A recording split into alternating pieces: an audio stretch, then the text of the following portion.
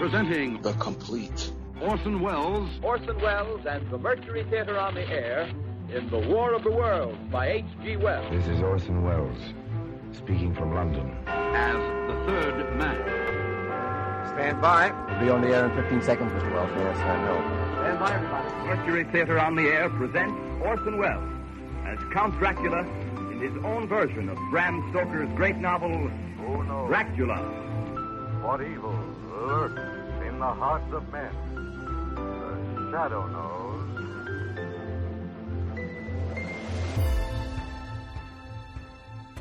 Welcome to another week of The Complete Orson Welles, brought to you by Dwayne Old Time Radio.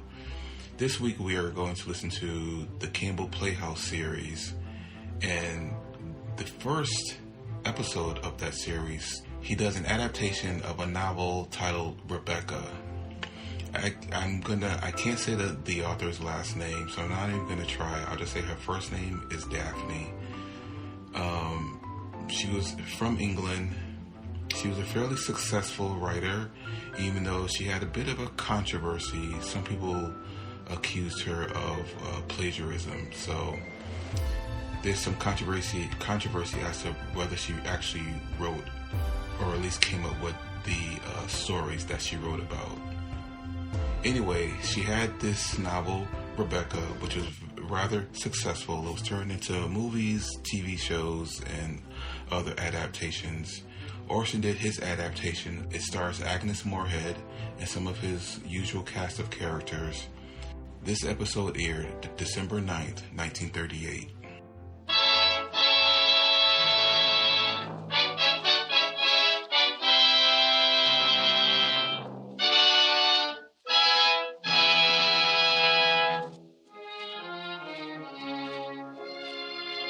The makers of Campbell's Soups present The Campbell Playhouse. Orson Welles, producer.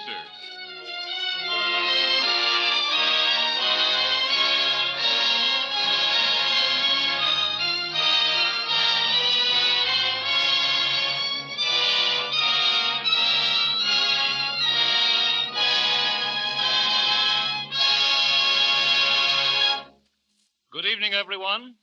This is Edwin C. Hill, and I bring you exciting news.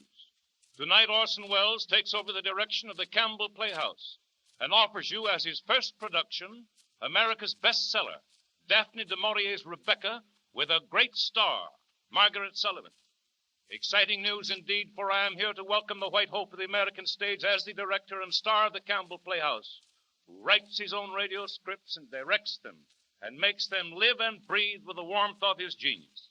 There is no time to adventure into the story of his life, and that's too bad, because it is a tale that combines the best features of Baron Munchausen and Alice in Wonderland.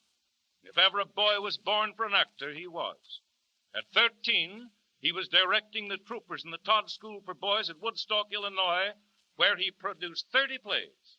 At 16, he was playing leading parts in Dublin at the famous Gate and Peacock and Abbey theaters. His American career is really too recent and too well known to recount here. He's been the leading man with Catherine Cornell. With John Houseman, he founded the Mercury Theater and has operated it with magical success. He had 4 hits last year on Broadway, which beats Noel Cowell's record From Here to Kalamazoo. And he's generally recognized today as being the most gifted stage director and actor of our time. His radio productions have attracted universal attention.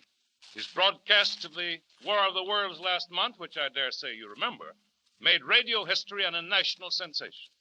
Why did a fantastic story of an utterly imaginary invasion from Mars produce this totally unexpected result? The result, Mr. Welles, of course, greatly regretted. It was because, as in all his radio productions, Orson Welles is a master of realism, over the air, in radio, unique, exciting. He shocked you. He sent the cold shivers racing up your spine. But that is not the thing he does best, or best likes to do.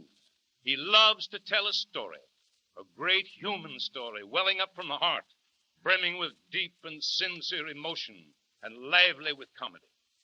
And such are the stories, thrilling, delightful, amusing, he will bring to the Campbell Playhouse. And because of all his gifts, his genius at playwriting, his ambition, his dynamic direction, his amazing character acting. He has been selected by Campbell's as the ideal man to conduct the Campbell Playhouse. And so tonight, Orson Welles makes his bow as the outstanding program director of the air. And I have the very great pleasure of presenting him now, Mr. Orson Welles. Thank you, Mr. Hill. It's a great big chance for me and a great big challenge.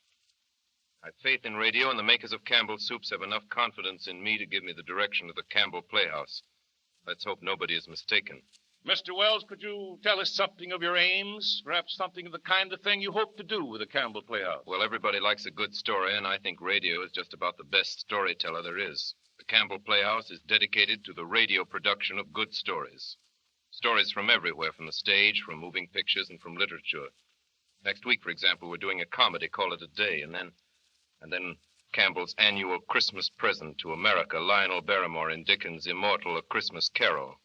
And after that, there'll be Counselor at Law, a very human portrait of present-day people, Aerosmith by Sinclair Lewis with Helen Hayes, William Archer's The Green Goddess, Hector MacArthur's hilarious 20th century. In other words, all kinds of stories, mostly modern, and all of them chosen for their suitability to this medium.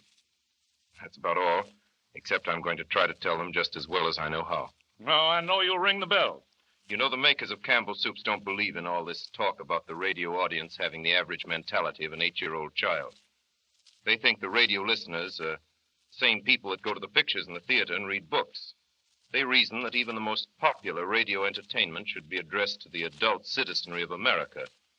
I can only hope that what I do with the Campbell Playhouse will prove how much they mean it and how right they are. I know it will.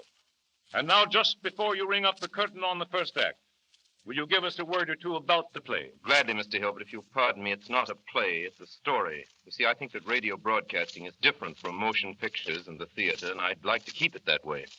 The Campbell Playhouse is situated in a regular studio, not a theater. We have no curtain, real or imaginary, and as you see, no audience.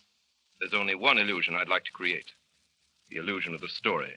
But the star, too, is important, Mr. Welles. Is that not so? Oh, yes, indeed. And I'd like to say how very fortunate I am in having with me tonight the loveliness and the magic gift of Miss Margaret Sullavan. For Miss Sullivan is my first choice for a great part, and a great part it is, too. The most coveted of the season, the Scarlet O'Hara of 1938, the heroine of Daphne du Maurier's best-selling novel, Rebecca. Rebecca is going to be made into a movie by David Selznick. It ought to be one of the 10 best. It's this year's contender for the 5-foot shelf, your best bet for anything from a weekend to a desert island, and it's a book you should read. The ideal Christmas gift to yourself. Miss du Maurier has flattered me with her confidence in permitting the Campbell Playhouse the great privilege of making for radio the first dramatization of her book. I'm meeting her for the first time tonight, before this broadcast is over, by special shortwave communication. She'll speak to us from London. So, ladies and gentlemen, and Miss du Maurier, the Campbell Playhouse is obediently yours.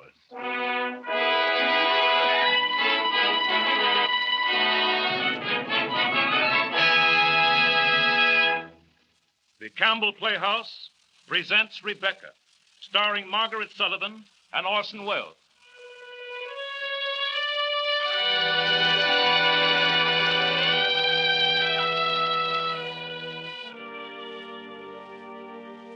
We can never go back to Mandalay again.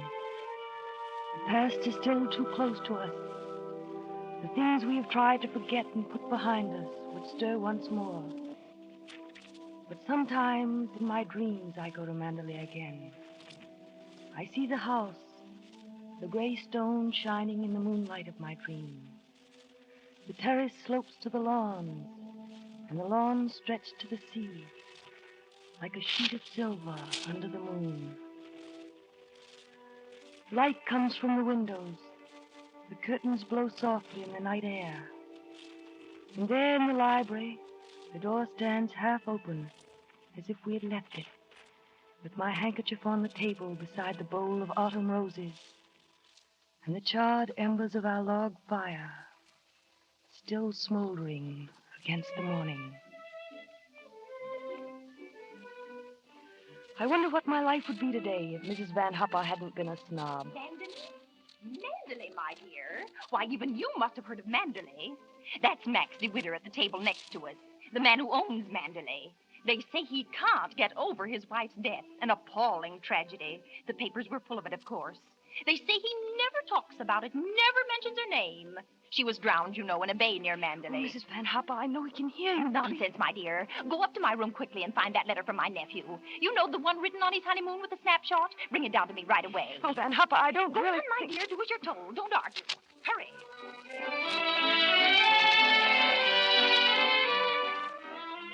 When I came down, she had him sitting beside her on the sofa. He looked like no other man I'd ever seen. A man out of a long, distant past. Oh, there you are, my dear. This is Mr. De Winter. Mr. De Winter's having coffee with us. How do you do? You know I recognize you, Mr. De Winter, just as soon as you walked into the restaurant, and I thought, why, there's Mr. De Winter, Billy's friend. I simply must show him those snapshots of Billy and his bride taken on their honeymoon. Look, here are the snaps. Here they are sunbathing at Palm Beach. He met her at that party where I first met you at Claridge's in London.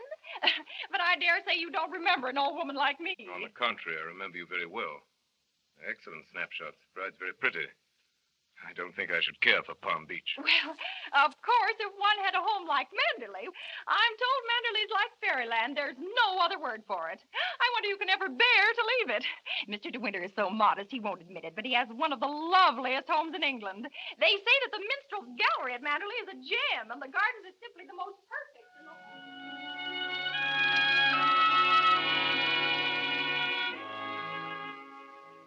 The next morning, Mrs. Van Hopper woke up with a sore throat and a temperature. At noon, I went down to the restaurant alone. I expected it to be empty. Nobody lunched generally before 1 o'clock. He was sitting at the table next to ours. I sat down looking straight before me. I unfolded my napkin and knocked over the vase of flowers on my table. You can't sit at a wet tablecloth. Come on, get up. Waiter, the said you'll have lunch with me. No, I couldn't possibly. Why not? Well, you're being polite, but really... I'm not being polite. I'd like you to have lunch with me. Well, you're very kind. You don't believe me? Well, never mind. Come on, sit down. We needn't talk to each other unless we feel like it. Tell me your friend. She seems a good deal older than you. What is she, a relation? Have you known her long?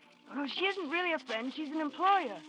You see, I'm what's called a companion. She pays me £90 a year. I didn't know one could buy companionship. What do you do it for? £90 is a lot of money.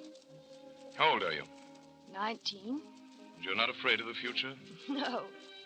Haven't you any family? No, they're dead. Well, then we've got a bond in common, you and I. We're both alone in the world. I have no companion. I shall have to congratulate Mrs. Van Hopper. You're cheap. £90 a year. You forget. You have a home, and I have none. An empty house, my dear, can be as lonely as a full hotel. Trouble is that it's less impersonal.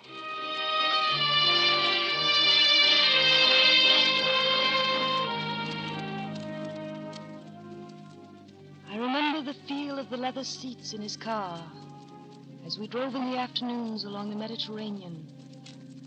I remember still my ill-fitting flannel suit and how the skirt was lighter than the coat. I remember now, glancing at my watch, I would think to myself, this moment now at 20 minutes past 3, this must never be lost. Never. You're a very silent companion. What are you thinking? I wish I were a woman of about 36, dressed in black satin with a string of pearls. You wouldn't be in this car with me if you were. Mr. De Winter, you're going to think me impertinent and rude, I dare say. But I would like to know why you asked me to come out in the car day after day. You're being kind, that's obvious, but why do you choose me for your charity? Because you're not dressed in black satin with a string of pearls, nor are you 36. You know, it's not fair. You know everything there is to know about me. That's not much, I admit, because I haven't been alive very long and nothing very much has happened to me, except people dying. But you, I know nothing more about you than I did when we met. What'd you know then? Well, that you lived at Mandalay and that you had lost your wife. Yes. My memories are bitter. I prefer to ignore them. Something happened to me a year ago that altered my whole life, and I want to forget my existence up to that time. Those days are finished. They're blotted out. I want to begin living all over again. Oh, I'm so sorry. You've been so kind to me. I didn't mean to remind you Curse your puritanical, tight-lipped little speeches and your talk about kindness and charity. I asked you to come with me because I want you in your company, and if you don't believe me, you can leave the car now and find your own way home. Go on. Open the door and get out. Well, what are you going to do about it? Please, drive me home. Well, suppose you're young enough to be my daughter. I don't know how to deal with you.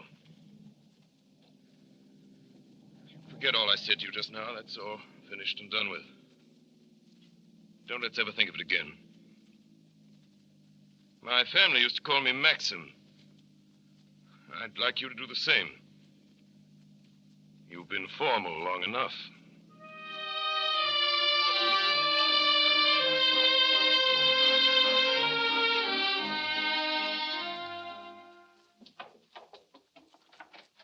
What do you want?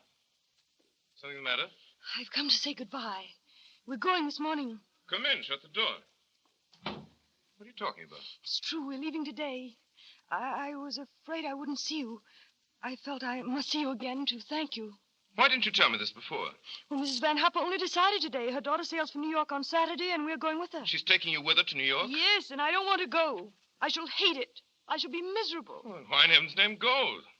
Sit down with me while I eat my breakfast.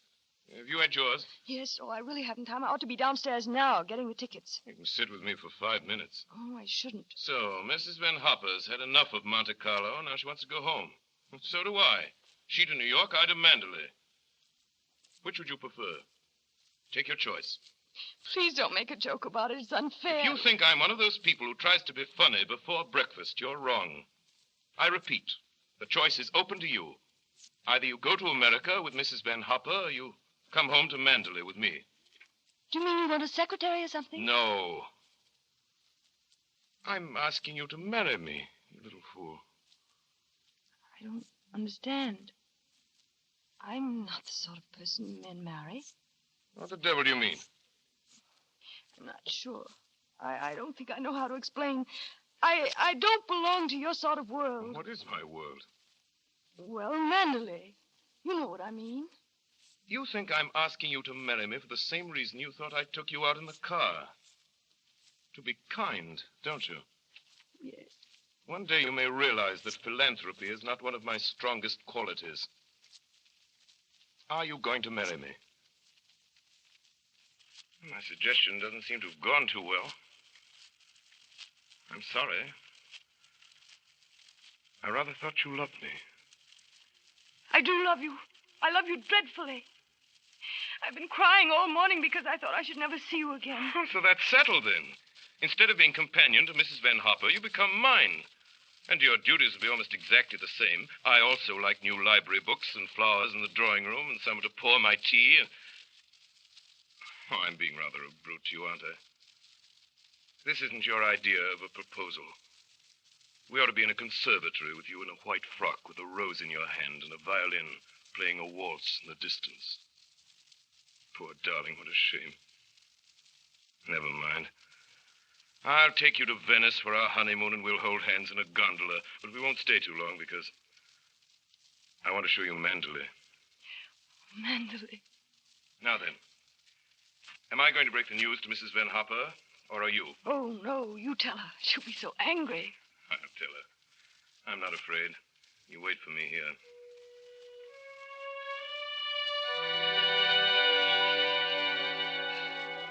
When he had gone, I looked around his room.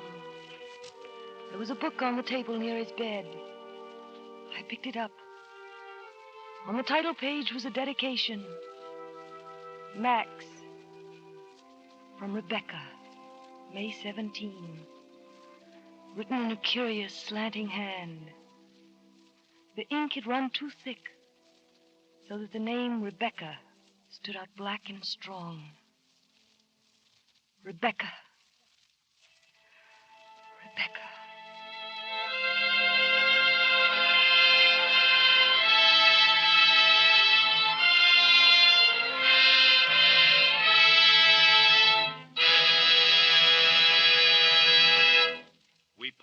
on our Campbell Playhouse presentation of Rebecca. In just a moment, we will resume the story. But first, here is my associate of long standing, Ernest Chappell, with an important message. Thank you, Mr. Hill. The time was, and it was not so long ago, when chicken was a rare and special treat. What magic the words chicken for dinner conjured up in our young minds, and how we looked forward to these great events. With proud gusto, Father would dexterously separate wings and legs and then carve tender white slices from the breast, while each of us silently prayed to be granted his special favorite part. And then on the second day, there came another treat. The remaining meat and the carcass went into Mother's soup kettle, to be simmered slowly, seasoned gently, and served forth as a supper-time delight. Today, if you have wistful memories of that glorious old home chicken soup, then Campbell's chicken soup is just made for you. Because Campbell's chefs follow faithfully the good home recipe, only changing it to make an even better soup. They use, for example, all the good meat of the chickens, fine, plump chickens they are, too, such as you'd choose proudly for your own table. Such chicken soup with snowy rice and tender chicken pieces is a special treat indeed, but one you may enjoy on any day. Your grocer has Campbell's chicken soup, and it's yours for the asking. Remember, Campbell's chicken soup.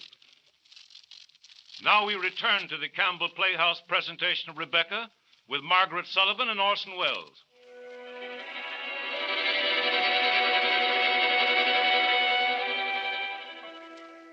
We came to Mandalay in early May. There it was, the Mandalay I had expected, lovelier than I'd ever dreamed, built in its hollow of smooth grassland and mossy lawns, terraces sloping to the gardens, and the gardens to the sea. A servant was standing on the steps waiting, an old man with a kind face. Well, here we are, Fritz. Everything well? Yes, thank you, sir. Glad to see you home, sir, and hope you've been keeping well.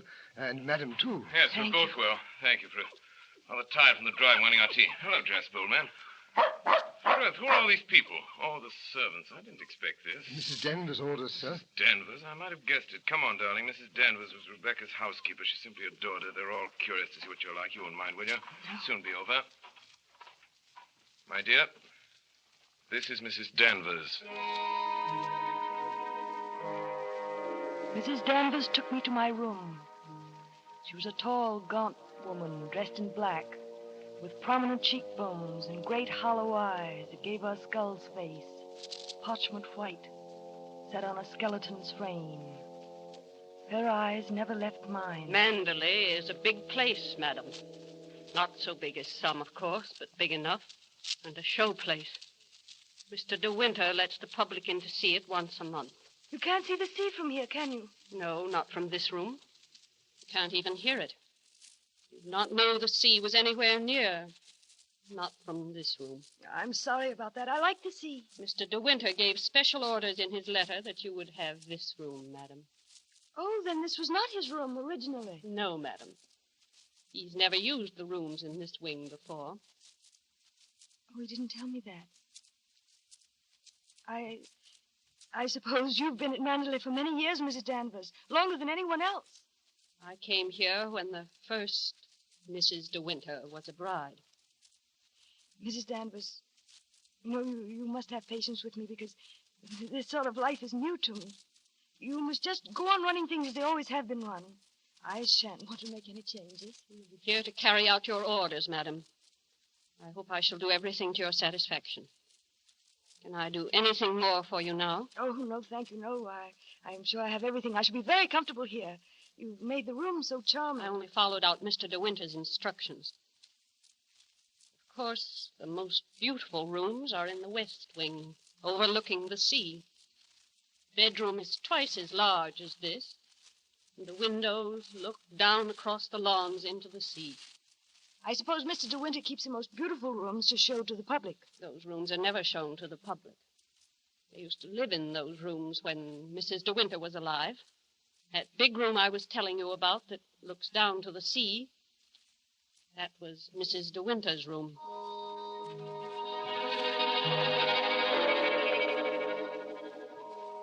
Next morning, there was a heavy mist. Poured in through the open window. When I came down to breakfast, Maxim had already gone out.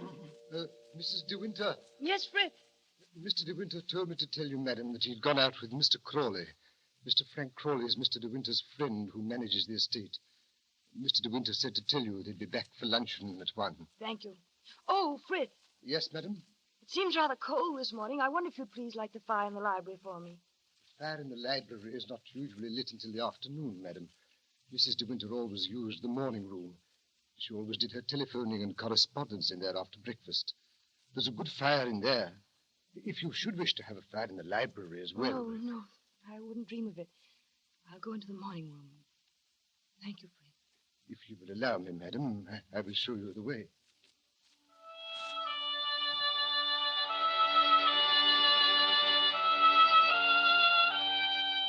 This was a woman's room. Graceful, fragile. The room of someone who had chosen every particle of furniture with great care. That is strange and startling kind of perfection. I opened a drawer at hazard, and there was a letter addressed to Mrs. N. De Winter. Mrs. De Winter. Mrs. De Winter? Who is it? What do you want? Mrs. De Winter? I'm afraid you've made a mistake. Mrs. De Winter has been dead for over a year. It's Mrs. Danvers, madam. Mrs. Danvers. I'm speaking to you on the house telephone. It's about the menu. It's Mrs. Danvers speaking, madam.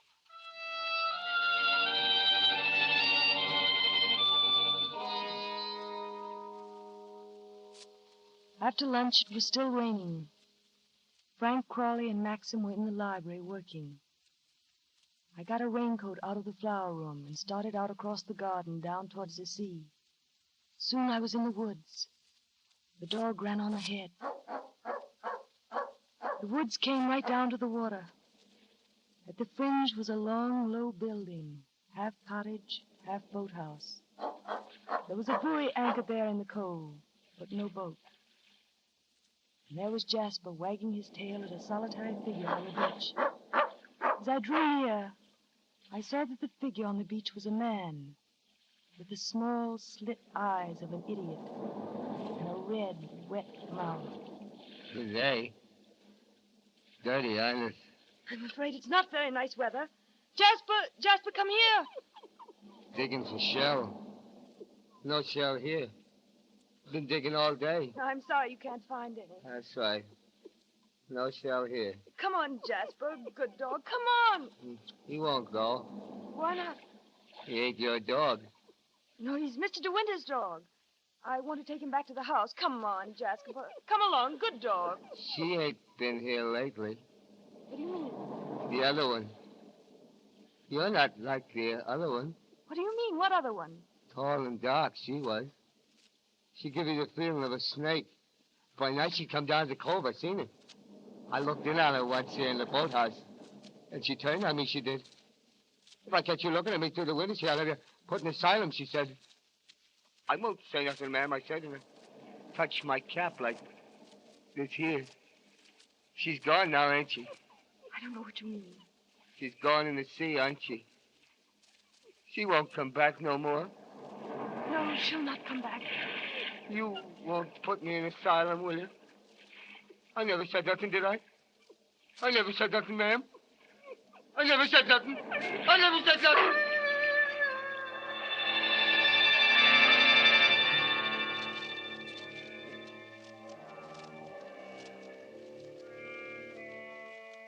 Where did you get that piece of string? I got it for Jasper. He ran away. I found it in the cottage on the beach. Is the door open? I pushed it open. The string was in the other room where the sails were. Oh, I see. That cottage is supposed to be locked. The door has no business to be open. Did Ben tell you the door was open? Ben? Oh, never mind. Maxim. Yes, what is it? I'm sorry I went down to the cove. If you didn't want me to go. What makes you think I didn't want you to go down there? Maxim, how should I know? I'm not a thought reader. I know you didn't want me to go. That's all. I could see it in your face. See what in my face? I've already told you I can see that you didn't want me to go. You're quite right. I did not want you to go down to the cove. Will that please you? I never go near the place. If you had my memories, you wouldn't want to go there either, or talk about it, or even think about it. There. I hope that satisfied you. Please, Maxim, please. What's the matter? I don't want you to look like that. Please, Maxim, let's forget all we said. I'm sorry, darling. Please let everything be all right. We ought to have stayed in Italy. We ought never to have come back to Mandalay. I was a fool to come back.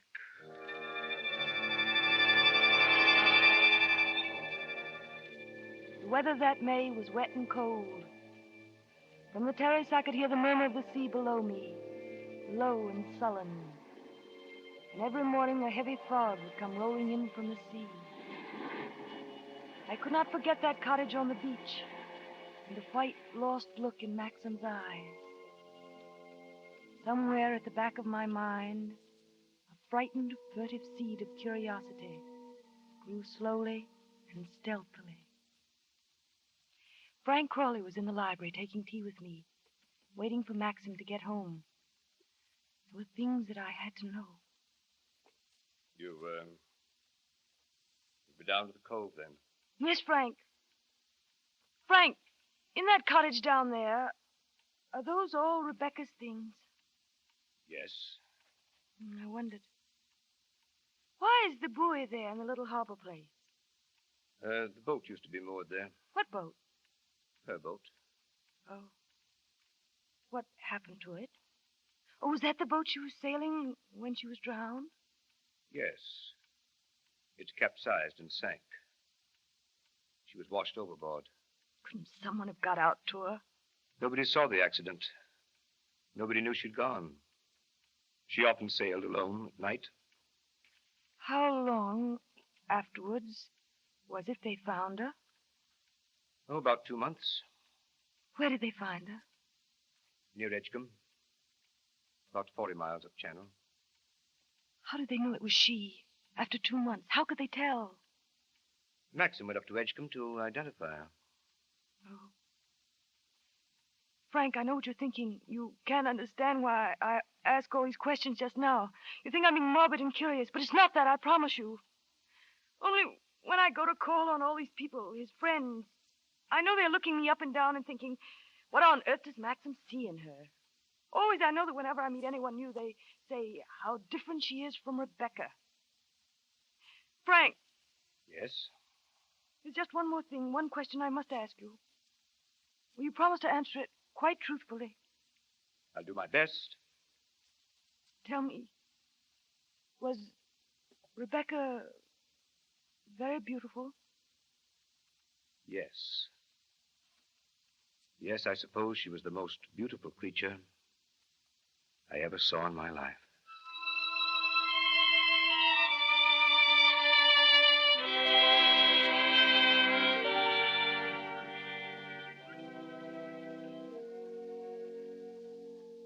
Here it is, madam. This is it.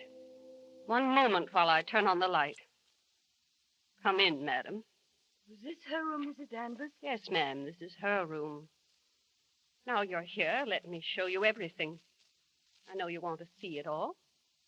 You've wanted to for a long time. It's a lovely room, isn't it? The loveliest room you've ever seen. I haven't touched a thing. There are flowers on the dressing table, and that's her bed. It's a beautiful bed, isn't it? Here's her nightdress. This was the nightdress she was wearing for the last time before she died. Would you like to touch it? Feel it. Hold it. I did everything for her, you know. You look after me better than anyone, Danny, she used to say. I wouldn't have anyone but you. See? Here's her wardrobe. What's the matter, madam? Aren't you feeling well? I'm all right. I didn't expect to see all of the things this way. I believe Mr. De Winter liked her to wear silver mostly. But of course, she could wear anything. She looked beautiful in this velvet. Put it against your face. It's soft, isn't it? Scent is still as fresh as though she'd just taken it off. These are her slippers. Put your hands inside the slippers. They're quite small and narrow, aren't they? When they found her, the rocks had battered her to bits so no one could recognize her. You know now why Mr. De Winter doesn't use these rooms anymore. He hasn't used these rooms since the night she was drowned. I come up every day and dust them myself. If you want to come again, you have only to tell me. Sometimes, when Mr. De Winter is away and you feel lonely, you might like to come up to these rooms and sit here. They're such beautiful rooms. You wouldn't think she'd been gone now for so long, would you? You'd think she'd just gone out for a little while and would be back in the evening. Do you think she can see us talking to one another now? Do you think the dead come back and watch the living? I don't know. I don't know. Sometimes I wonder if she comes back to Mandalay and watches you and Mr. De Winter, you sitting in her chair in the library before the fire, stroking her dog, talking to her husband. Stop it! Stop it! It's no use, is it? You can't do it. You'll never get the better of her. She's still mistress here, even if she is dead. She's the real Mrs. De Winter, not you. It's you that's the shadow and the ghost. It's you that's forgotten and not wanted and pushed aside. Well, why don't you leave Mandalay to her? Why don't you go? What do you mean? Why don't you go? None of us want you. He doesn't want you. He never did. He can't forget her. He wants to be alone in the house again with her. It's you who ought to be dead, not Mrs. De Winter. Come here now to the window. Let me show you something. When the window's open, you can hear the sea down there. Look down there. Look. Let me go. Don't be afraid. I won't push you. But there's not much for you to live for here at Mandalay. Why don't you jump now and have done with it? Then you won't be unhappy anymore. Why don't you try? Go on. Go on. Don't be afraid. Go on. Go on. Go on. Go on. Go on. Go on.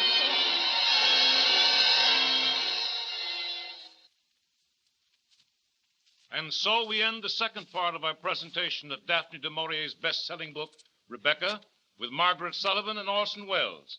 In a few moments, we shall return you to the Campbell Playhouse. This is the Columbia Broadcasting System.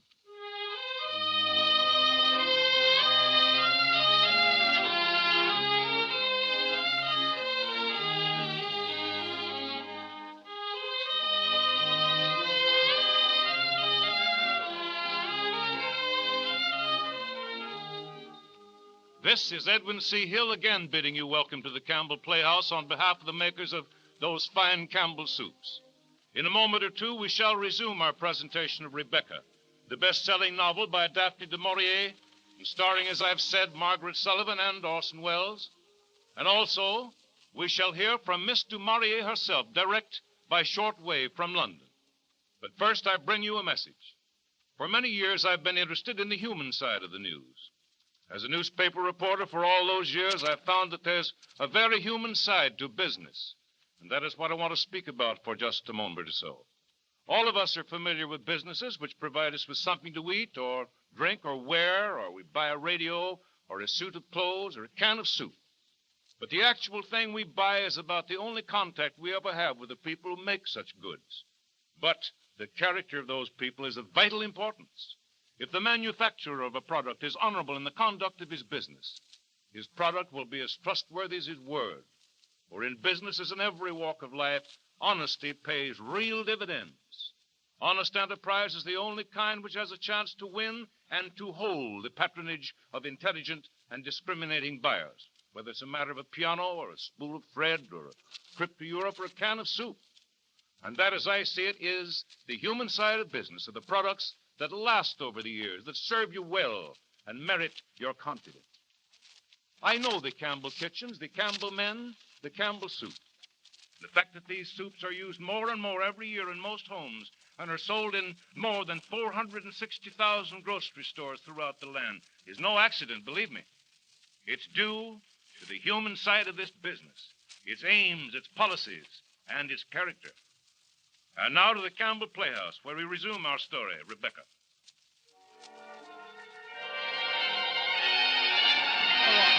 Go on. Why don't you jump now and have done with it? Why don't you try? Go on. Don't be afraid. Jump. Go on. Mrs. Danvers was close behind me now, her hand on my arm. And before me was the open window and the white mist coming in from the sea. Go on. I shut my eyes.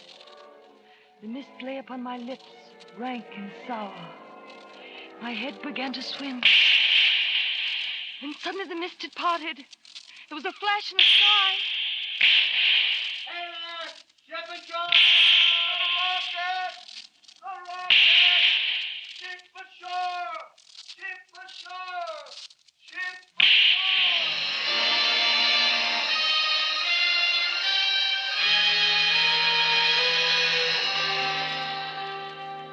Later, I went down to the beach. There was a large ship on the reef, half a mile offshore, with her bows pointed towards the cliffs. There were a number of small boats around her, and the Coast Guard cutter lying alongside. I hear the rocket. Was first two of them one. Both broke the windows. You look like a Dutchman, I'd say. German or Dutch? Good thing there's no sea running. That shallow water she's in. Is she fast? I don't know yet. There's a diver come over from Kerry. He be going down to see if she'd broken her back. She's on a reef. She's a goner. Have you seen Mr. De Winter? Not today, ma'am. Good day, Have ma'am. you seen Mr. De Winter? Mr. De Winter? Yes, ma'am. He was one of the first down here after the rockets went. He were down by the cove, had the dog with Do him. you know where he is now? He went off to Kerry 20 minutes ago with one of the crew that were injured. Oh, thank you. Good day. Good day, Mum. Good day, Mum.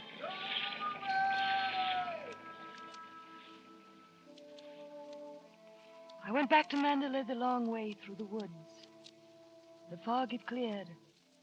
I looked down and saw the stranded ship offshore. The diver must have come up, for I saw a little group of people on the deck of the boat alongside, leaning over, staring into the water.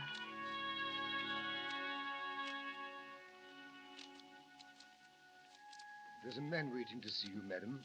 He says it's important.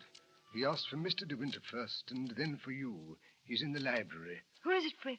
He says his name's Captain Searle, madam, the harbor master from Kerrith. Oh, yes, I'll go in and talk to him. Yes, madam. Mrs. De Winter? I'm sorry my husband isn't back yet. I know. I can't get hold of Mr. Crawley either.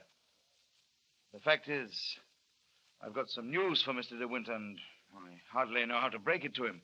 What sort of news, Captain Searle? Well, Mrs. De Winter, it isn't very pleasant for me to tell you either. We're all very fond of Mr. De Winter around here. It's hard on him and hard on you that we can't let the past lie quiet. Yes, go on. Well, you know, we sent the diver down to inspect that ship there on the reef. Well, while he was down there, he came across something else. The hull of a little sailing boat lying on her side, not broken up at all. He recognized it at once. That boat belonged to the late Mrs. De Winter. Oh, I'm so sorry. Is it necessary to tell Mr. De Winter? Couldn't the boat be left there as it is? It's not doing anybody any harm, is it? The cabin door was tightly closed, and the ports were closed, too. The diver broke one of the windows with a stone from the seabed and looked into the cabin. And then he got the fright of his life. There was a body in there, lying on the cabin floor. Now you understand why I have to see your husband, Mrs. De Winter.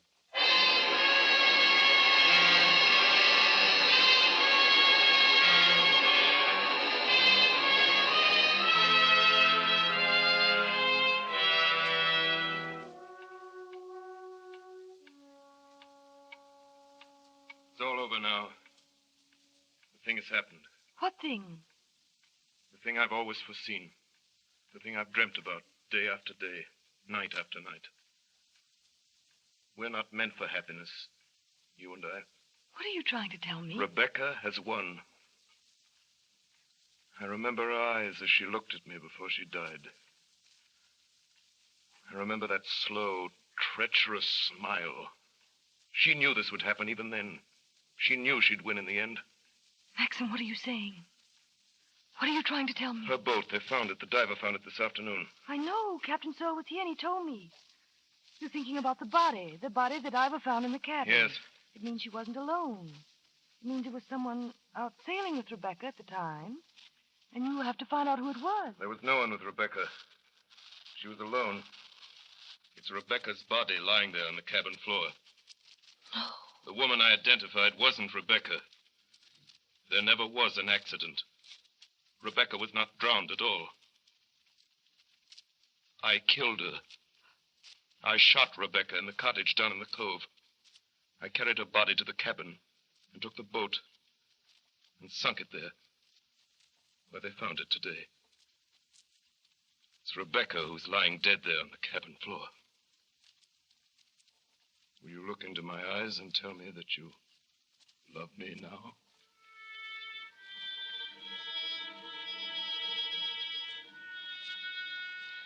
Oh, darling, we can't lose each other now. We've got to be together always. No secrets, no shadows. Please, darling, please. There's no time. We may have a few hours, a few days. How can we be together now that this has happened? I've told you they found the boat. They found Rebecca. What will you do? I don't know. Does anyone know? Anyone at all? No. No one but you and me. No one but you and me. Oh, why didn't you tell me? Why didn't you tell me? The time we wasted when we might have been together. All these weeks, all these days. You were so aloof. You never came to me like this. You were strange with me. Awkward, shy. How could I come to you when I knew you were thinking about Rebecca? How could I ask you to love me when I knew you loved Rebecca still? Whenever you spoke to me or looked at me, I felt you were saying to yourself, this I did with Rebecca, and this, and this. What are you talking about? What do you mean? It was true, wasn't it? You thought I loved Rebecca? You thought I killed her? Loving her? I tell you, I hated her. Our marriage was a farce from the very first. She was vicious, damnable, rotten through and through. We never loved each other. We never had one moment of happiness together. Rebecca was incapable of love, of tenderness, of decency. She knew how I loved Mandalay. She knew how to hurt me most. She stood there that night in the cottage in the cove, smiling at me. I'm going to have a child, she said. It will grow up here at Mandalay, bearing your name. That's a joke, isn't it? And when you die, Mandalay will be his. You can't prevent it. Have you ever thought how hard it would be for you to make a case against me in a court of law, I mean, if you wanted to divorce me? We've acted the parts of a loving husband and wife rather too well, haven't we? They'll be happy, won't they? All those smug friends of yours, all your blasted tenants, thinking it's your child. It's what we've always hoped for, Mrs. De Winter, they'll say. I'll be the perfect mother, Max, just as I've never been the perfect wife. And none of them will ever guess. None of them will ever know. She turned and faced me, smiling. Then I killed her. She was smiling still. I fired at her heart. She didn't fall at once. She stood there, looking at me, that slow smile on her face, her eyes wide open.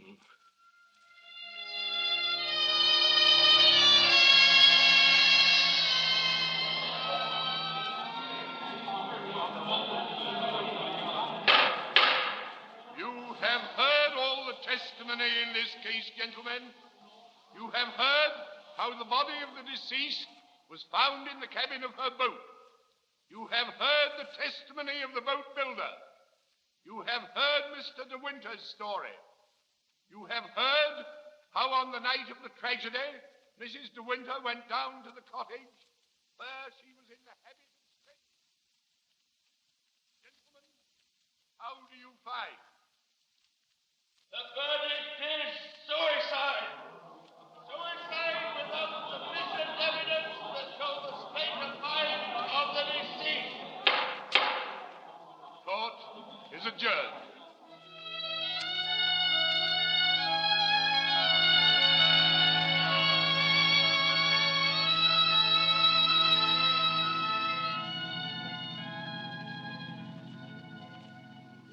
It was almost dark when we started for Mandalay.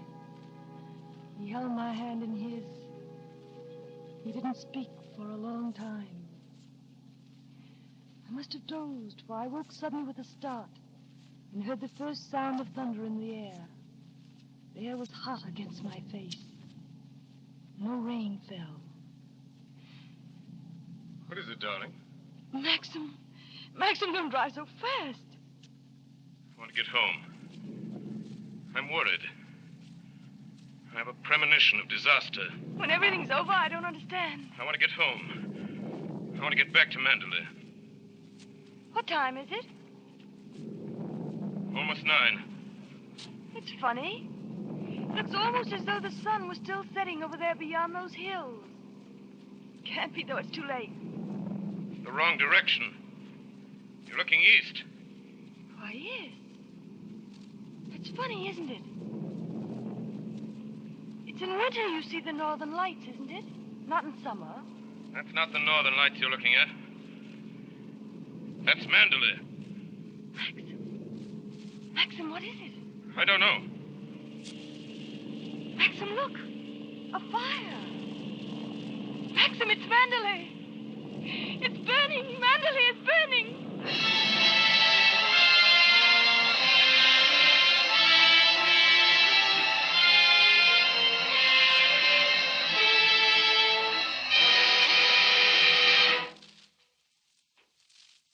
We have both known fear and loneliness and very great distress. But we have come through our crisis. Of course, we have our moments of depression. But there are other moments, too, when time, unmeasured by the clock, runs on into eternity.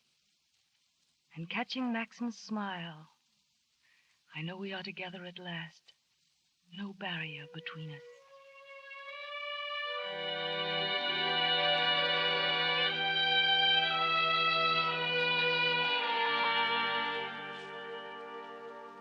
We can never go back to Mandalay again. The past is still too close to us. But sometimes in my dreams I go to Mandalay. I see the gray stone shining in the moonlight. Light comes from the windows. The curtains blow softly in the night air. And in the library, the door stands half open as if we had left it, with my handkerchief on the table beside the bowl of autumn roses, and the charred embers of our log fire still smoldering against the morning.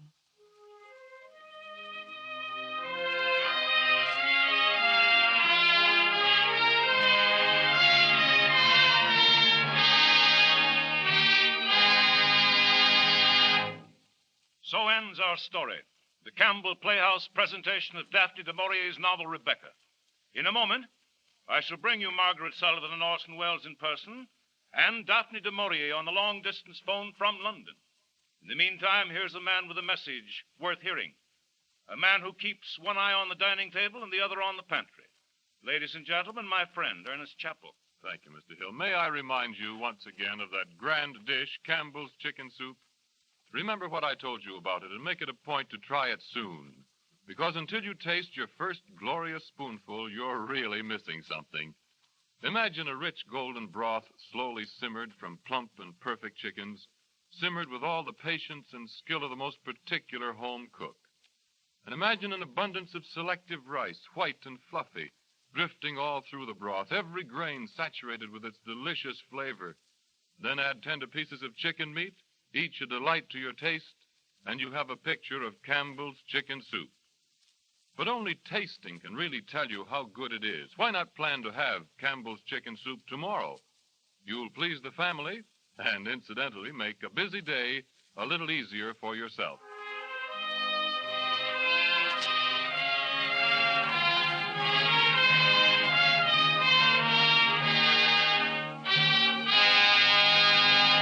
And now, here's Orson Welles. Ladies and gentlemen, the star of Rebecca is standing beside me at the microphone. I'd like to tell her that one of my favorite characters in modern fiction was tonight forever endowed with the personality of Miss Margaret Sullavan. Thank you, Mr. Wells. I hope that the novelist approved of me, too. I want you to know how much I've appreciated playing once more with the Campbell Playhouse tonight, especially in this story, which is one of my favorites. Yes, it is a grand story, and I do believe the most important factor of radio entertainment is a good story. I quite agree, too. You know, two things I like very much are good stories and good soup. And when I tell you my idea of a great soup is Campbell's chicken soup, that, Mr. Wells, is no story. I'm glad you feel that way. Nice of you to say so. Oh, by the way, Mr. Wells, I'd like to ask you a question. It's very kind of you. Can you tell me the name of the character? Will you repeat that question? what is the name of the character I just played? Well, that's the major literary mystery of the year. Seriously, she hasn't any name. And our audience, Miss Sullivan, is probably just as curious as you are. And I haven't the answer. Well, Mr. Maurier must know it. She's phoning us from London in a few minutes, so we'll ask her. You know, Miss Sullivan, there's a question I'd like to ask you. Yes, Mr. Wells? Until rehearsal started for tonight's performance, I had never, to put it very bluntly, had the pleasure of your acquaintance. Yes? And, well, now, in 6 1/2 minutes, Miss Sullivan, you'll have gone out of my life. The point is, I am the director of a theater, The Mercury Theater. The Mercury Theater. Thanks. What I started to say was that I'd like to know you better. What are you doing next year? Are you speaking as a director? Yes, Mrs. Hayward, as a theater director, if you can be tempted. Have you a script for me? I'll bring it to you tomorrow. Excuse me, ladies and gentlemen. I'm sure you'll forgive me for trying to date up one of the nation's most gifted and attractive young actresses. I'm sure you sympathize, and I hope Miss Sullivan understands. We are ready with London, Mr. Wells. Oh, thanks. Are you ready, London? Good evening, Mr. Wells. Good evening, Mr. Maurier. It's nearly 3:00 here in London. It's not often that an author has the chance of hearing the voices of her own characters speaking to her from across the Atlantic Ocean. I've enjoyed it enormously. Thank you. And Mr. Maurier, may I present Miss Sullivan? How do you do, Miss Sullivan? I'd like to thank you and Mr. Wells for your splendid interpretation of Mr. and Mrs. De Winter. Thank you. It's been a great privilege. Mr. Maurier, there are 2 questions I'd like to ask you. Your descriptions of Mandalay are so vivid that America is curious to know if there is anywhere in England a house on a state like Mandalay. When you next come to London, Miss Sullivan, get into a train at Paddington Station and travel west. When you've been 250 miles, get out of that train and walk southeast for half an hour. You'll come to some iron gates, a lodge, and a narrow, twisting drive. If you ever find your way to the end of that drive, you may discover Mandalay. One thing more, Mr. Maurier. Can you tell us the name of the heroine of Rebecca? You haven't named her in the book. Thank you very much, Miss Sullivan, and thank you, Mr. Wells, for your production of Rebecca. It's been very nice speaking to you both. Well, Miss Sullivan, I'm afraid that doesn't answer your question. Hello, Mr. Maurier. Mr. Maurier. Mr. Maurier. Is London off the air, Mr. Chapman? Yes, it is, Mr. Wells. Pardon me, Miss Sullivan, but all we can salvage from the silence overseas is this cryptogram just brought in to Mr. Chappell by Carrier Pigeon. Would you care to read it? Inter-office memo from Daphne du Maurier to Margaret Sullavan. The name of the heroine of Rebecca is Mrs. Max de Winter. Thank you, Miss Sullivan. Thank you, Mr. Wells. Next week, Miss Beatrice Lilly interrupts her rehearsals of Noel Coward's new musical to be my wife and call it a day. This is a discreet account by Miss Doty Smith of some indiscretions committed one bonny day in April by a nice family who might just as well be living next door to you, and you, and you. It is a composite case history in 3 stages and 6 symptoms of that perilous and delightful malady known so well to you, and you, and you, and me as spring fever. Until then, my sponsor and I, and all of us in the Campbell Playhouse, remain obediently yours.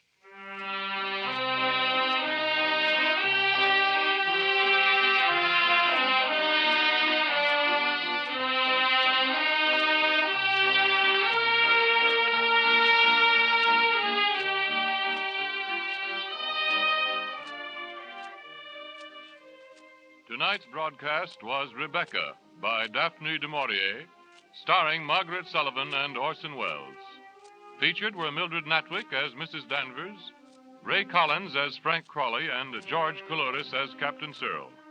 Frank Reddick was heard as the idiot, Alfred Shirley as Frith, Eustace Wyatt as the coroner, and Agnes Moorhead as Mrs. Van Hopper. Music for the Campbell Playhouse is composed and conducted by Bernard Herrmann.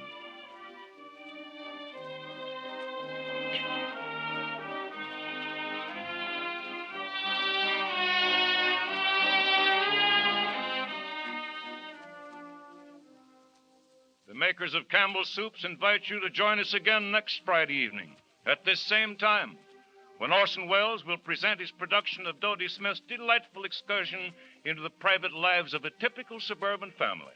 Call It a Day, one of the most successful comedies of its type, which was originally presented on Broadway by the Theater Guild.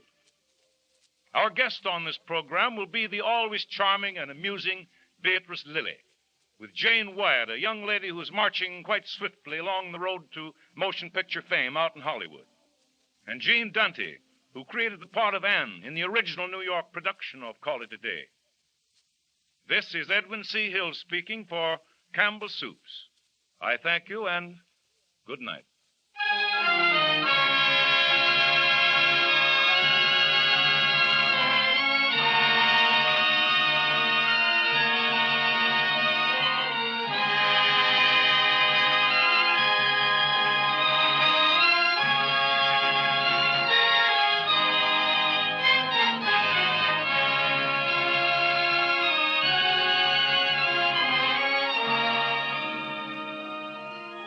This is the Columbia Broadcasting System.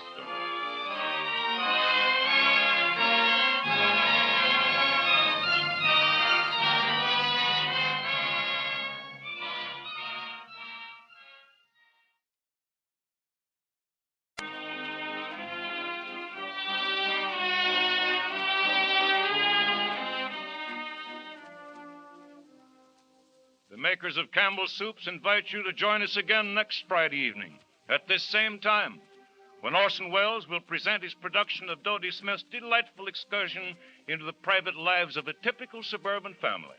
Call It a Day, one of the most successful comedies of its type, which was originally presented on Broadway by the Theater Guild. Our guest on this program will be the always charming and amusing Beatrice Lilly, with Jane Wyatt, a young lady who's marching quite swiftly along the road to motion picture fame out in Hollywood, and Gene Dante, who created the part of Anne in the original New York production of Call It a Day. This is Edwin C. Hill speaking for Campbell Soups. I thank you, and good night.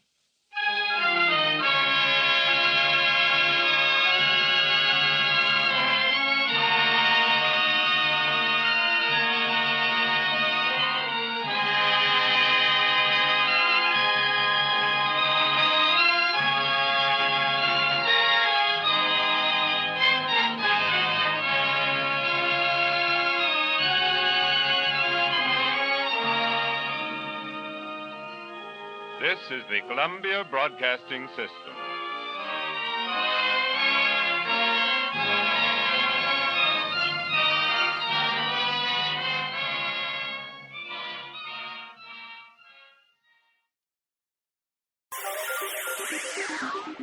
Thank you for listening to and showing your support for my podcast. If you would like to receive notifications of when new episodes are posted, please subscribe to my channel. Subscriptions are 100% free, and they really help me get an idea of how I'm doing. You can also go to my website where you can listen to all of my podcasts for free, and you can also download episodes for free. The website is otr.duane.media. There is also donation information on there if you want to show your support or become a patron. You can email me at info@otr.duane.media. I'm also on Instagram at duane.otr. Well, hope you enjoyed, and until next time, stay safe, wish you well, and as always, peace.